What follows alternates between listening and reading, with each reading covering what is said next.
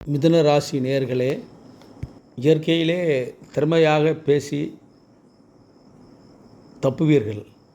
புத்திசாலித்தனம் இயற்கையாகவே உங்களுடன் ஊறிப்போய் உள்ளது. தவற்றை பார்த்தவுடனே கண்டுபிடித்து விடுவீர்கள். எவ்வளவு முன்ஜாக்கிரதை இருந்தாலும் இந்த குரு பயிற்சி கவனம் தேவை.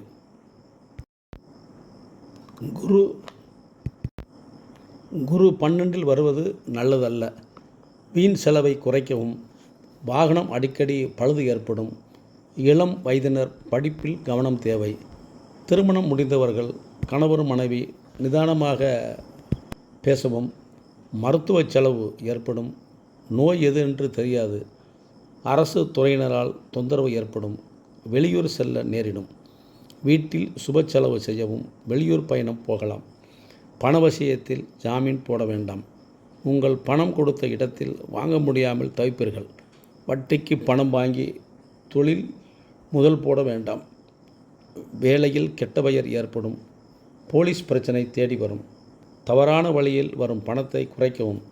இல்லையென்றால் வேலைக்கு பிரச்சனை ஆகிவிடும். எதையும் யோசித்து செய்யவும். சுபகாரியம் காலதாமதம் ஆகும். கணவர் மனைவி பிரிவினை சில காலம் ஏற்பட வாய்ப்புள்ளது. வியாழக்கிழமை தட்சிணாமூர்த்திக்கு கொண்டைக்கடலை மாலை நெய் விளக்கு போட்டு வழிபடவும். நன்றி, வணக்கம்.